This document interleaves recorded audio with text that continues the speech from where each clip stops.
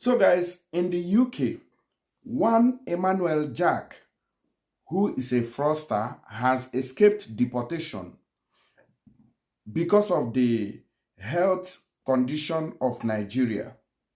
Now, in that very ruling that found him guilty and worthy of deportation, the man appealed that the country's health system is not sustainable for the family, and he was considered to stay back in the United Kingdom because of this very reason.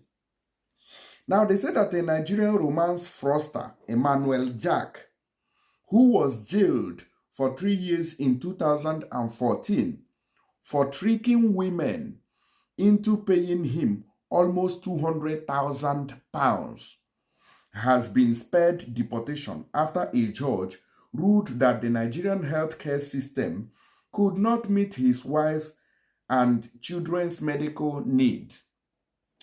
So which means that the Nigerian healthcare system is nothing to write home about. And if there was need for the wife or the children to be taken to hospital, they will not be able to make it. So because of this, and in order not to separate the family, they spared this man. According to the information, they say Jack, who posed as an architect on dating websites, tricked 6 vulnerable women into paying him £186,000 in 2022. The Home Office determined that Jack should be sent back to Nigeria, prompting him to mount a legal bid to remain in the UK. An immigration and asylum tribunal in London ruled that deportation would be too harsh on his British wife and children. He's been in the UK since 1997. So this guy has been in that very country for a very long time. And he's now part of the system. Now, because the wife is British, and the wife now is the one, I believe, who stood for him and fought for him. Because if not for the wife, he would have been deported. So he just escaped. Yes, I think that's the only savior he had, that the wife is British and he had children.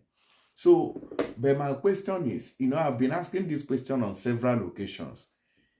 These people who have their children abroad, in the UK and all that, would you, that means these children are gone, when the man grows old and die, he doesn't even have, many people are not going to have any lineage, honestly, because of the Nigerian system. The insecurity. A lot of people have not returned back to their country for 40 years. They have not gone back to Nigeria for 40 years, for 20 years, or thereabout.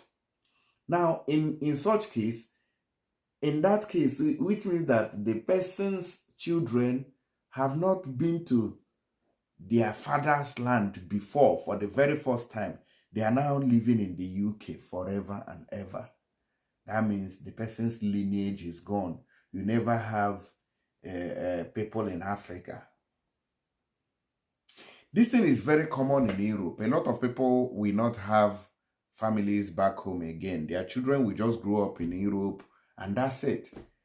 They will never know where their father came from. They can only hear it. Oh, my father is a Nigerian, but I've never been to Nigeria before. So I want to ask a question, guys. Please, will you prefer this kind of situation whereby your children are raised only in the United Kingdom and they for once never visited Nigeria, where you came from, or another African country? I think it is even better for you to even take them to a neighboring country, even if you want to establish there. It's fair.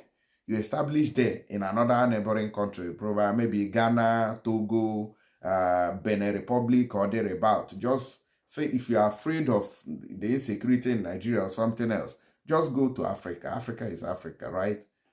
But there are a lot of people who are not able to do this. And some of them too cannot afford to take their family back home. So they remain in the UK or abroad indefinitely, which to me, I don't think is a wise choice. You need to have a foothold in back home in Nigeria.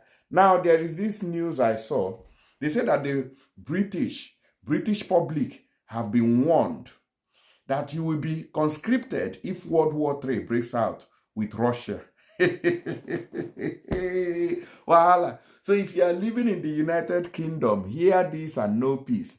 That if Russia strikes and the UK people decides to fight back, you're already conscripted. Now, some of you have seen what's going on in Ukraine, how most times when they run out of manpower, they have to come to the street to recruit. They have to take people by fire, by force to go and, fight to defend Ukraine.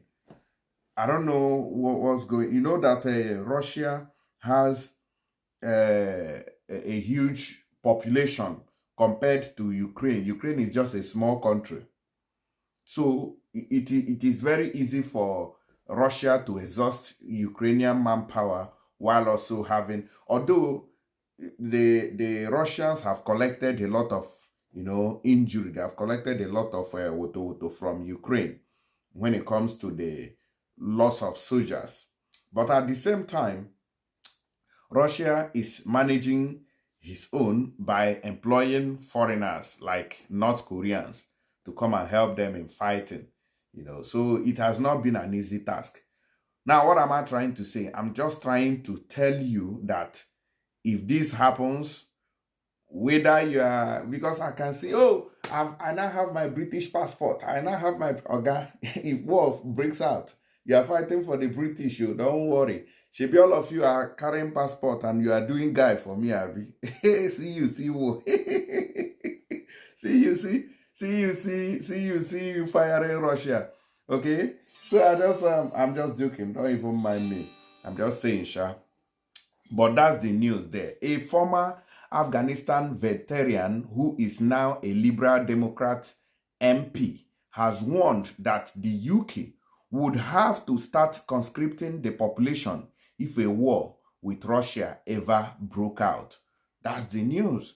And that's what's going to happen. So you just have to bear that in mind, especially if you're a citizen of a country. Remember that you are swearing an oath to serve and defend that very country.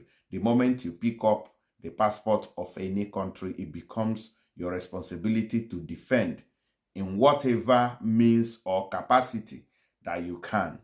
I just wanted to let you guys know about that. Drop your opinion in the comment section and help me spread this message, okay?